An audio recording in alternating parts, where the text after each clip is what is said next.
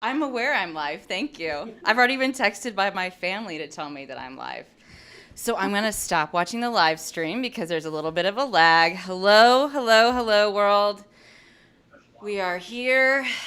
I am so excited to have my guests, have my friends and family viewing to celebrate my original fair episode in Japan and to give us an excuse to come together in these insanely crazy times and drink some sake, learn a little bit, and enjoy. Before I dive in and really turn this over to my special guests, I'm gonna just, for my own little pleasure, show you, if you haven't seen it yet, my cold open for our Japanese episode, which we hope to air soon on PBS Food. On this episode of The Original Fare, we adventure through Hyogo Prefecture. Become completely in awe by the art of technique, fall head over heels with the taste of Kobe City, and get hands-on original fare style with sake's most treasured ingredient, Yamada Nishiki.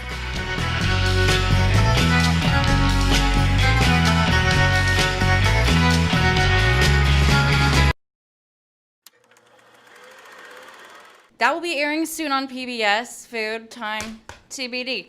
Let's start by welcoming two of our guests. Your titles are Sake Samurai. So Monica Samuels, Marcus Pekizer, thank you for coming on. And just generally, briefly, what does it mean to be a Sake Samurai? A Sake Samurai title comes from the Japanese Brewers and Sochu Association of Japan, and they select a few people around the world that have contributed a lot to spreading the gospel of sake around the world. And Monica and I have both been kind of dedicating our lives to sake, and so it's a great honor. It was like, I don't need to have a wedding anymore after that sake samurai ceremony. It was the most Wait, special. so there's no test, but there's a ceremony. Yeah. Oh yes.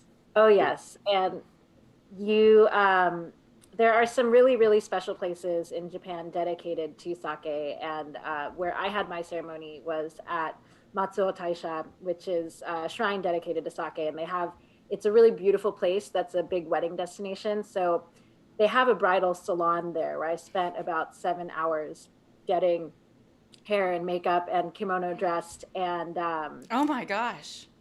it was one of the most nerve-wracking days just because I had been, it was something I wanted to achieve for most of my career, and then I made a speech in Japanese, which I was super nervous about, and then we had a kaiseki meal that was just out of control delicious, and then we went to karaoke because that's what you do. Oh, now I feel like I need to change careers yet again. So I've got a million follow-up questions to that. I want to first introduce Julia Mimose at Bar, well, not really bar, restaurant, space, experience in Chicago. Thank you for joining us today. I'm sure you've been weathering many storms. Thank you for having me. It's really good to be here and to take a moment to chat with wonderful people about something I really love. And I had come across your site because I was trying to find someone who was passionate about a sake experience, but it seemed special and unique. How long have you had Kumiko, and was sake at the forefront of your mind when you began it? Kumiko opened officially. Our grand opening was New Year's Eve as the year turned from 2018 to 2019. So we are weathering our second year now, about to enter our third. Wow. As we come into 2021. And from the very beginning, Nihonshu, Japanese sake, was a very big part of the program. So this is happy hour, everybody. So we should all have a drink in our hands at home and here. And I know we've got a couple of sakes just to keep the conversation flowing. Who wants to kick us off with what to try first? All right, I'll jump in. I am currently doing the Hakutsuru Jumai, and we're we'll get into what all that Jumai means and everything, but this is just a really good starter sake for us to kick off the evening, happy hour. This particular sake can be served at any temperature. I'm doing room temperature tonight. And it's a really cool brewery, family owned since 1743 out of Kobe. Kobe City. So, glasses. Kampai. Kampai. Hi. Hi. And we're going to get into our vessels. I was like, oh, I really want to geek out with Julia right now about this. But that comes later, guys. We have a lot to do. Please, if you have questions, post them to Facebook. I'm going to try to keep track of Instagram. You could be like my family and text me rudely while I'm working. But, Julia, I feel like through your line of work, are you a samurai? I am not. I have not been bestowed the honor. I work very, very quietly. We might catch Julia working on some origami for her. Are they takeout boxes? Your bento boxes? Yeah, so Kumiko is doing carry-out food and cocktails and sake, shochu, Japanese whiskey. But for every order that comes in, we fold origami cranes, and there's a story in Japanese folklore about a girl who was sick, and she folded 1,000 cranes in the hopes of a wish coming true. And so for every 1,000 cranes that we fold, we're making wishes over here. Ugh. So I'm at work now. The team's here working, so I'm kind of half prepping, but fully engaged. I promise. And cranes are such auspicious signs too, and I feel like we could all use a little good luck right now. I am dying to go to Kumiko. I wish we were all there for this event next time, maybe. We do it there. Yeah, and I mean, speaking of honors bestowed, I know Julia's probably not going to say it, but I am in awe of Kumiko having, in just the second year, being recognized as part of the world's 50 best this year, and I'm sure it feels extra special to Julia because, as you can see, everything she does is so personal, and it's such a extension of her. So I feel like it is to be a young female entrepreneur that's internationally recognized for creating such a special place is really, really amazing. Arigatou gozaimasu. Thank you so much. I would love to have you. I'm so excited to have this group. And even though I'm the only one here who doesn't speak Japanese, I feel honored to be in your company. So we've got a lot of ground to cover. Let's start at the basics. We're going to work our way, just for our viewers, a little prep. We're going to start at the basics. Sake is very complex. There's not a test at the end. We're going to talk about food pairings, but again, don't hesitate to interrupt with questions, even if they're a little more in depth. So, Marcus, actually, the whole reason I got to Japan was sort of because of you.